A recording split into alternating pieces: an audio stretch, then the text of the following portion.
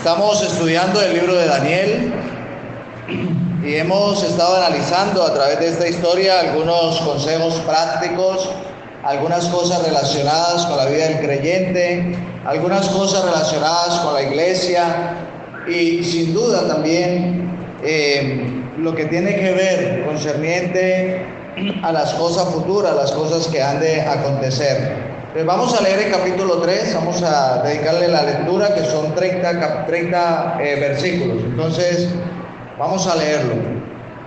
El rey Nabucodonosor hizo una estatua de oro cuya altura era de 70 codos y su anchura de 6 codos.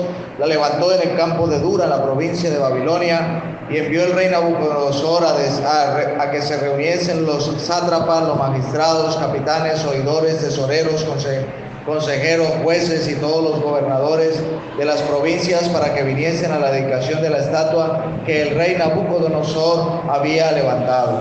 Fueron pues reunidos los sátrapas, magistrados, capitanes, oidores, tesoreros, consejeros, jueces y todos los gobernadores de las provincias a la dedicación de la estatua que el rey Nabucodonosor había levantado, y estaban en pie delante de la estatua que había levantado el rey Nabucodonosor.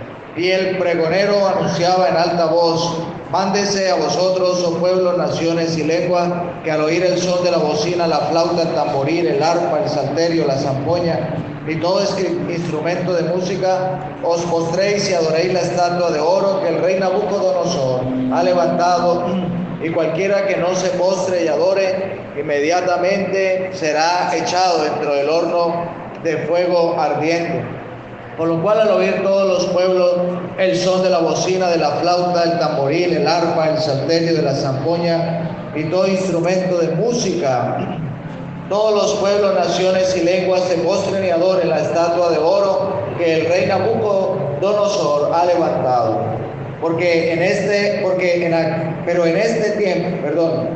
Verso 8.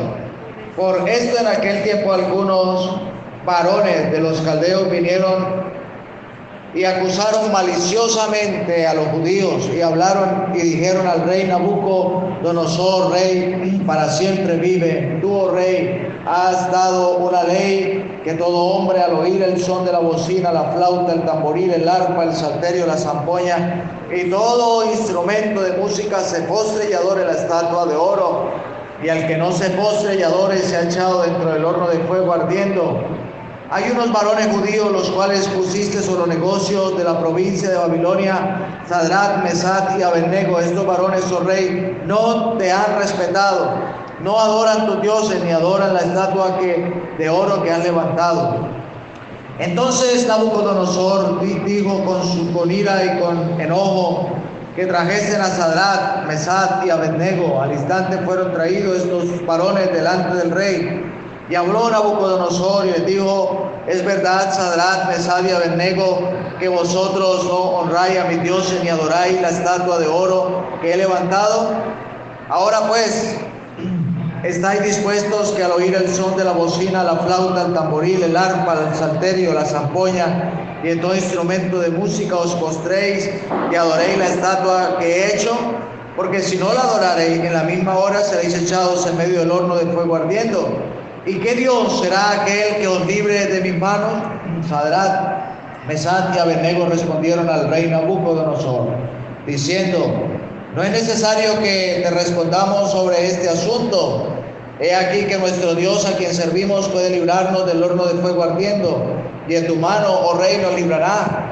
Y si no, sepa, oh rey, que no serviremos a tus dioses, y tampoco adoraremos la estatua que has levantado. Entonces Nabucodonosor se llenó de ira y se demudó el aspecto de su rostro contra Sadrach, Mesach y Abednego, y ordenó que el horno se calentase 7 veces más de lo acostumbrado, y mandó a hombres vigorosos que tenía en su ejército que atasen a Sadrach, Mesach y Abednego, para que al echarlos en el horno de fuego ardiendo. Entonces estos varones fueron atados con sus manos, sus calzas, sus turbantes, sus vestidos, y fueron echados dentro del horno de fuego ardiendo. Y como la orden del rey era apremiante y lo habían calentado mucho, la llama de fuego mató a aquellos que habían alzado a Sadrach, Mesach y Abednego Y estos tres varones, Sadrach, Mesach y Abednego, cayeron atados dentro del horno de fuego ardiendo. Entonces el rey Nabucodonosor se espantó y se levantó apresurosamente y dijo a los de su consejo: ¿no echaron a tres varones atados dentro del fuego? Ellos respondieron al rey: es verdad, oh rey. Y él dijo: he aquí que yo veo 4 varones sueltos que pasean en medio del fuego sin sufrir ningún daño, y el aspecto del cuarto es semejante a los hijos de los dioses. Entonces Nabucodonosor se acercó a la puerta del horno de fuego ardiendo y dijo: Sadrach, Mesach y Abednego, siervos del Dios Altísimo, salid y venid. Entonces Sadrach, Mesach y Abednego salieron en medio del fuego y se juntaron a los sátrapas, a los gobernadores, a los capitanes y a los consejeros del rey para mirar a estos varones, cómo el fuego no había tenido poder alguno sobre sus cuerpos, ni un cabello de sus cabezas se había quemado.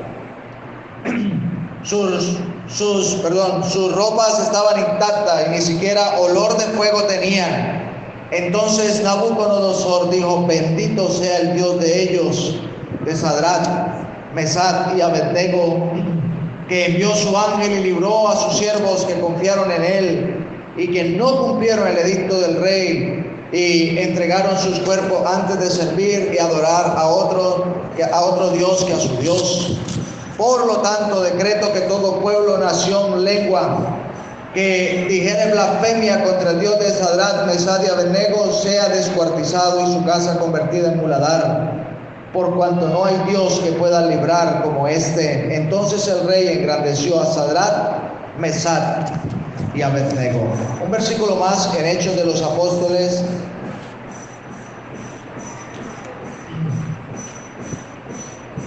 Hechos de los Apóstoles, capítulo 5. Ahí después de los evangelios está Hechos, capítulo 5. Habían encarcelado a Pedro y a Juan y el ángel los liberó y estaban predicando fuera. Dice el versículo 23, diciendo: por cierto, la cárcel hemos hallado cerrada con toda seguridad y los guardas afuera en pie ante la puerta, mas cuando abrimos a nadie hallamos dentro. Cuando oyeron estas palabras, el sumo sacerdote, el jefe de la guardia del templo y los principales sacerdotes dudaban en qué iba a parar aquello. Pero viniendo uno les dio noticia: he aquí que los varones que pusiste en la cárcel están en el templo enseñando al pueblo. Entonces el jefe de la guardia con los alguaciles los trajo sin violencia, porque temían ser apedreados por el pueblo. Y cuando los trajeron, los presentaron ante el concilio, y al sumo sacerdote les preguntó diciendo: ¿no os mandamos estrictamente que no enseñases en ese nombre? Ahora habéis llenado a Jerusalén de vuestra doctrina y queréis echarnos sobre nosotros la sangre de ese hombre, o sea, Jesús. Respondiendo Pedro y los apóstoles dijeron: es necesario obedecer a Dios antes que a los hombres. Aquí tenemos la porción de Daniel. Y como les decía hace unos días, no podemos mirar solamente esto como una historia para los niños, una historia para leerle a los jóvenes. Estos son casos prácticos que nos quedaron registrados con un propósito. Y es el propósito de mostrarnos en el Dios en el que nosotros hemos creído. ¿Cuál es el Dios en el que nosotros hemos creído? ¿Cuál es el Dios en el que nosotros hemos puesto toda nuestra confianza? ¿Ha pensado en eso? David decía: Jehová es mi luz y mi salvación, ¿de quién temeré? Jehová es la fortaleza de mi vida, ¿de quién he de atemorizarme? Cuando se juntaron los malignos, mis angustiadores, mis enemigos para comer mis carnes, ellos cayeron y tropezaron. Aunque un ejército acampe contra mí, no temerá mi corazón. Aunque contra mí se levante en guerra, yo estaré confiado. Y Job dijo después de toda su derrota, su ruina: yo sé que mi Redentor vive y al fin me levantaré. Y aún deshecha esta mi carne, porque estaba deshecho, una sarna que consumía todo su cuerpo, peor que una lepra. Dice: le veré y le veré. mis propios ojos le verán. ¿Sabemos en quién hemos creído?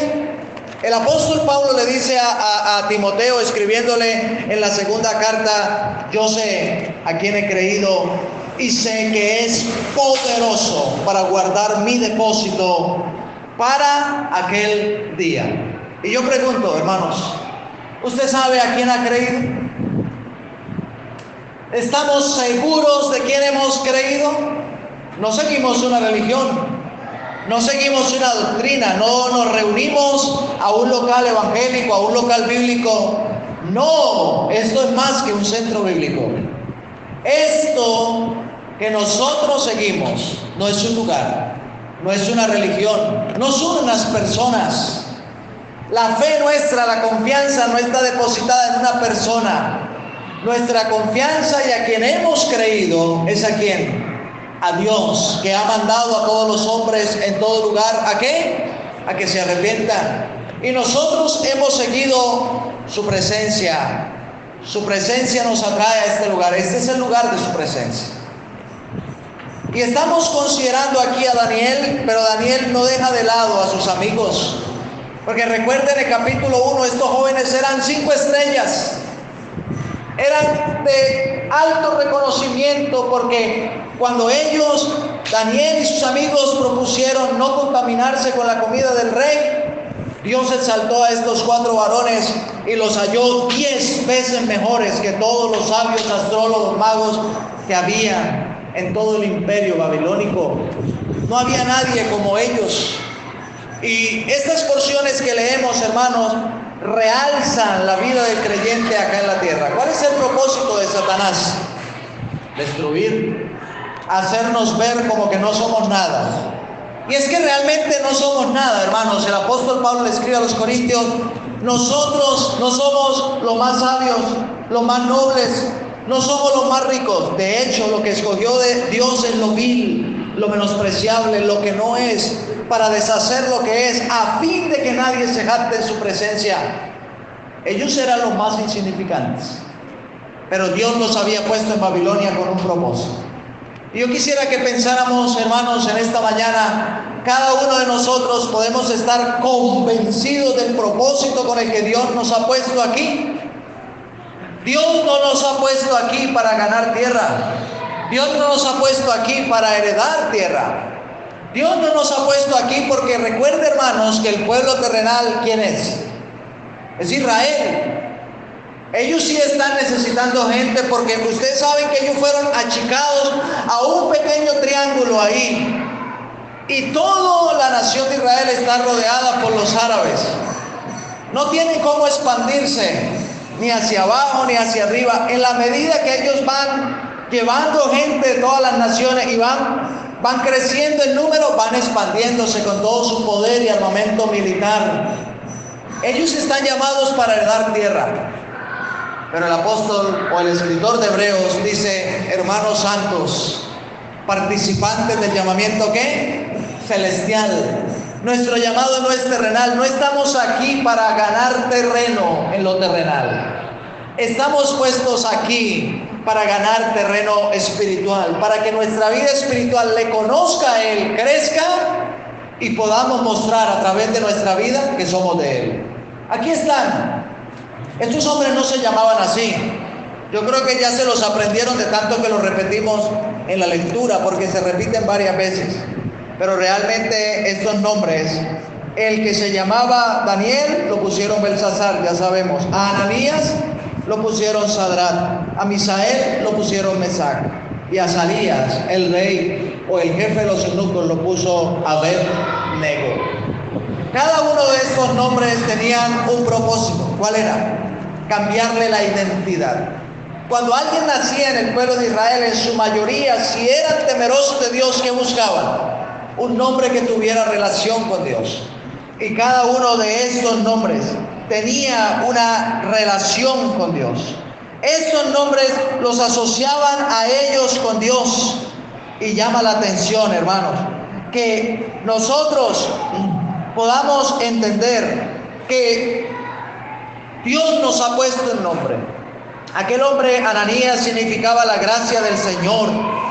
Aquel y fue cambiado por Sadrach, que significa mandato de Acú. Otro dios babilónico, Misael, significa quién es como el Señor, pero fue cambiado por Mesach, que es lo que Acú es. Pero Azarías, hermanos, significa Dios es mi ayudador, y fue convertido en Abed-Nego, que significa siervo de Nego. Es impresionante. Es lo que el maligno quiere, que nosotros perdamos la identidad. Y tenemos múltiples religiones. La religión tradicional enseñando que para usted poder ser salvo tiene que hacer buenas obras, tiene que cumplir con algunos mandatos, tiene que seguir las instrucciones papales.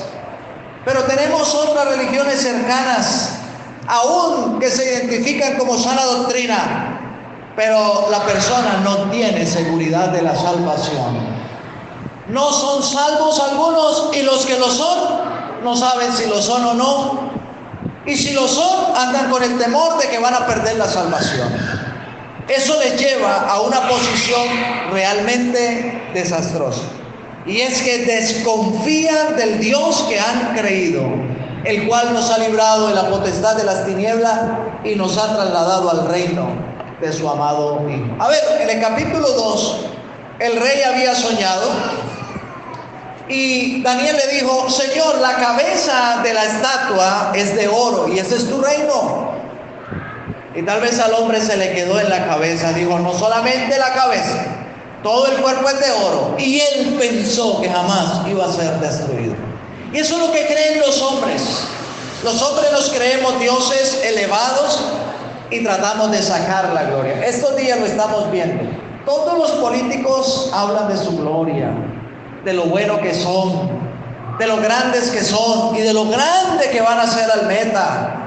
Pero saben una cosa, todos ellos, al igual que Nabucodonosor, este rey, todos ellos, lo único que son es destrucción. No hay nada que les espera. Él construyó esta estatua muy alta de oro, como unos 28 metros por 3, muy ancha.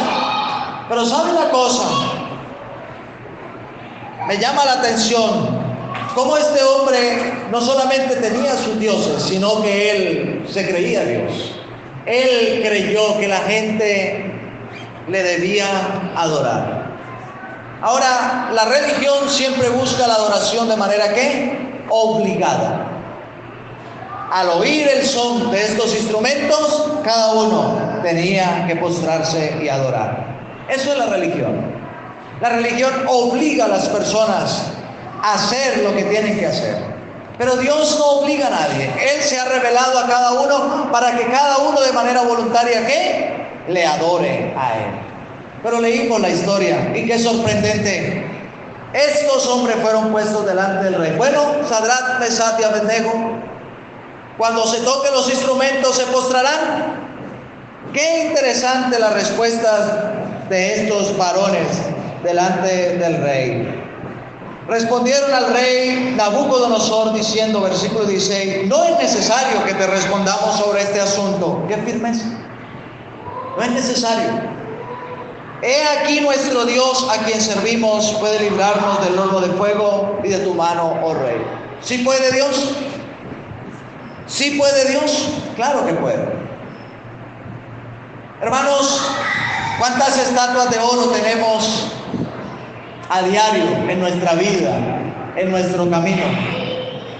El mismo Señor Jesucristo en el monte siendo tentado, en el desierto, Satanás le mostró todos los reinos del mundo. ¿Y qué le dijo? Todo esto te daré si postrado me adorares. ¿Y qué le contestó el Señor? Al Señor tu Dios adorarás y solo a Él servirás. ¿Y Satanás qué tuvo que hacer? Tuvo que irse. Hermanos, ¿cuántas estatuas de oro se nos están poniendo diariamente delante de nosotros? ¿Y cuál es el temor? Que se nos caliente mucho el horno. Y tenemos que pensar, porque delante de nosotros se nos van a poner muchas situaciones como la que tenía Sadrach, Mesach y Abed-Nego. Y pregunto, ¿qué vamos a hacer? No, pues postrarnos. Si todo el mundo se está postrando, pues nos tocó. Es que todo el mundo lo hace. ¿Se ha pensado cuando decimos todo el mundo lo que significa? Yo como creyente, cuando digo todo el mundo lo hace, estoy diciendo que el mundo lo hace. Pero tenemos que reconocer que nosotros los creyentes no somos el mundo, ni tampoco somos del mundo. No somos el mundo, ni tampoco somos del mundo.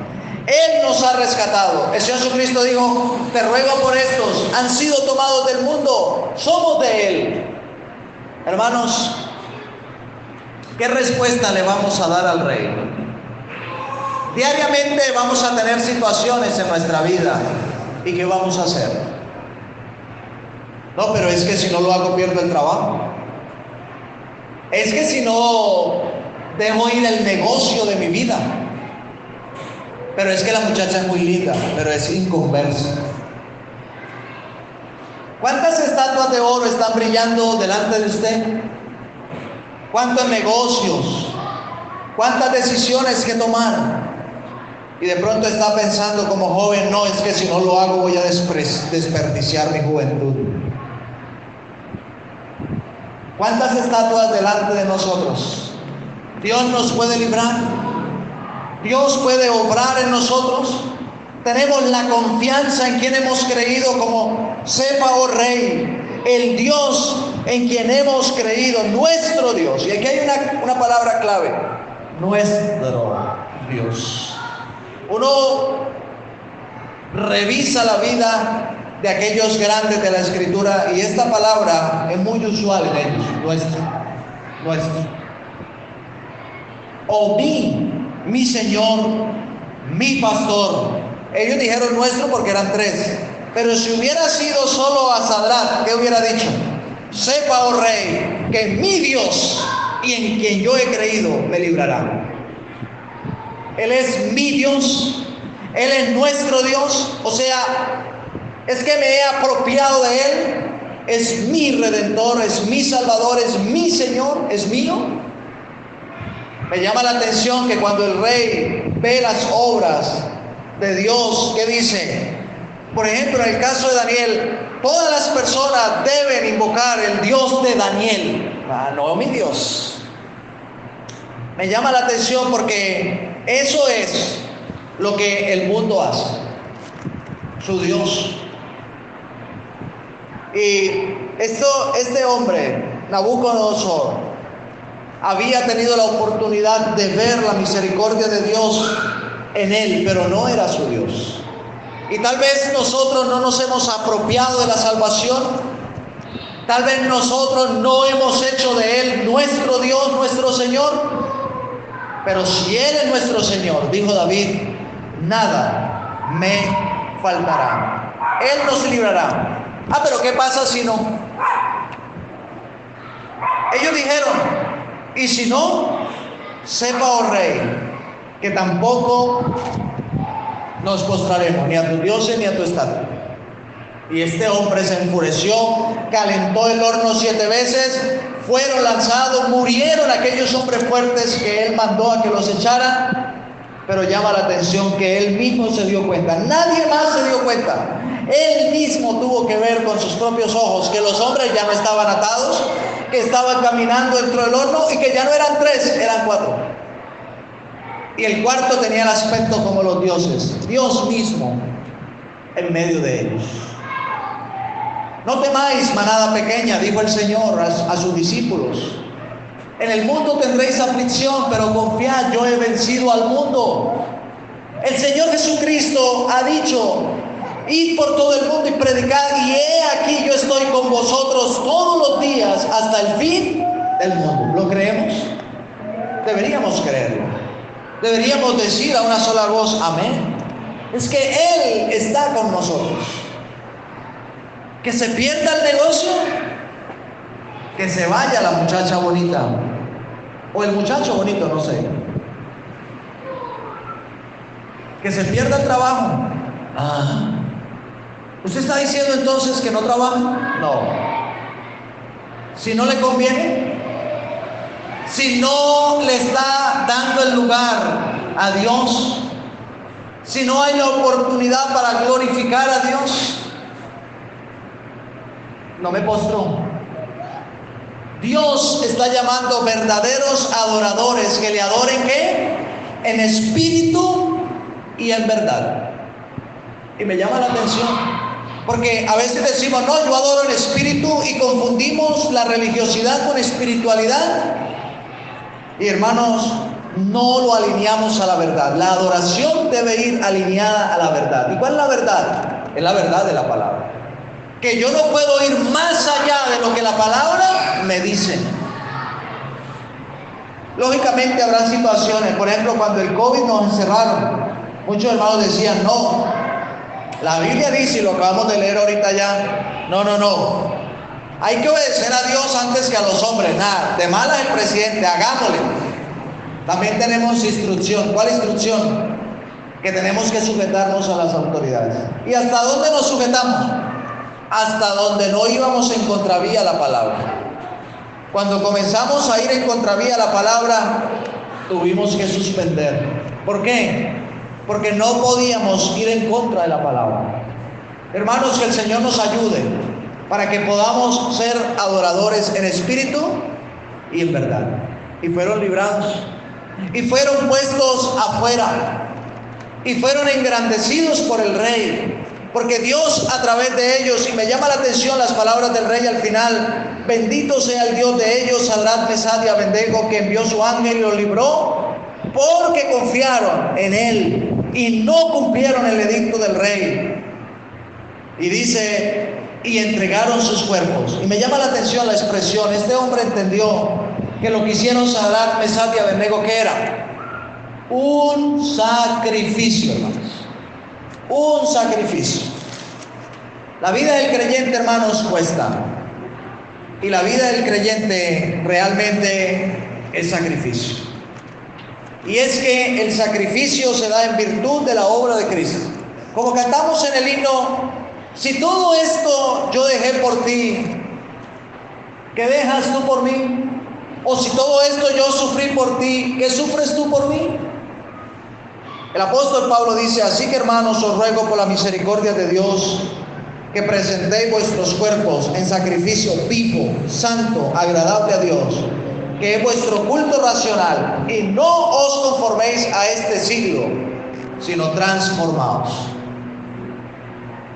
Lo que se requiere de nosotros es una transformación. Aquellos apóstoles, cuando comenzó la iglesia, y quise leerlo, porque tiene que ver con nosotros, comenzaron a predicar y comenzaron a oponerse, hasta el punto que los echaron en la cárcel. Y ahí en la cárcel Dios los liberó. Gamaliel, no lo leí por causa del tiempo, pero aquel hombre, un doctor de la ley, un maestro, sacó a los discípulos, a los apóstoles, y reuniendo el concilio le dijo, señores, varios se han levantado y no ha pasado nada, han sido desvanecidos. Fulano se levantó y nada, fulano se levantó y nada. Pero les digo una cosa, lo que estos hombres están haciendo, si es de Dios, nadie lo va a detener. Y sepan que si esto es de Dios, tengan cuidado, ustedes están luchando contra Dios. Y soltaron los apóstoles. Gamaliel dio la última profecía ahí. ¿Sabe quién era alumno de Gamaliel? Saulo. Pablo, el apóstol, había sido instruido a los pies de Gamaliel. Y estoy seguro que Saulo estaba ese día escuchándolo ahí. ¿Y sabe por qué estoy seguro? Porque cuando Saulo cae de la bestia, del caballo en la que iba a Damasco persiguiendo a los creyentes, las mismas palabras que dijo Gamaliel, el Señor Jesucristo se las dijo, yo soy Jesús, a quien tú persigues. Dura cosa te es dar voces contra el aguijón. O sea, estar peleando con Dios te va a ir mal. Así lo había dicho Gamaliel, y Pablo no lo oyó. Había consentido la muerte de Esteban y había arremetido contra los creyentes en persecución, y le fue mal. Mire, Pedro y Juan dijeron, Cuando aquellos hombres le dijeron, no les mandamos que no predicasen en ese nombre, y ahora han llenado a Jerusalén de esa doctrina y están diciendo que nosotros fuimos los asesinos de Jesús. Ellos le dijeron, es mejor obedecer a Dios antes que a los hombres. Hermanos, nosotros no podemos ser cobardes. Nosotros no podemos tener temor en hacer la obra del Señor. ¿Por qué? Porque no nos ha dado Dios espíritu de cobardía, sino de poder, de amor y de dominio propio. Dios nos ha dado su poder. Uno de niño decía, yo quisiera ser Superman y tener poder para volar. Y uno veía todos esos superhéroes que el mundo sigue y que el mundo estima como grandes. Pero comprendiendo la doctrina, entendemos. No tenemos el poder de Superman o de cualquiera de esos superhéroes ficticios de la televisión. Tenemos el poder de Dios actuando a través de nosotros. Él había prometido, no se vayan de Jerusalén y recibiréis poder cuando haya venido sobre vosotros el Espíritu Santo y me seréis testigos. Ellos comenzaron en Jerusalén, en toda Judea, en Samaria y hasta lo último de la tierra. Y aquí estamos, con el mismo poder, dando testimonio de la obra de Cristo. Entonces, querido hermano, cuando suene el tamboril, el arpa, la zampoña, todo instrumento de cuerda que este mundo nos pone delante, y veamos el brillo de la gloria de cualquier estatua delante de nosotros, ¿nos postraremos? Sepa, oh Rey, que no. El Dios en el que yo he creído me librará, y si no, no nos postraremos. ¿Qué tan capaces seremos? ¿Qué tan fuertes seremos? Que el Señor nos ayude. Es la confianza que cada uno de nosotros debe tener delante del Señor. Sí se puede, hermanos. Vamos a orar.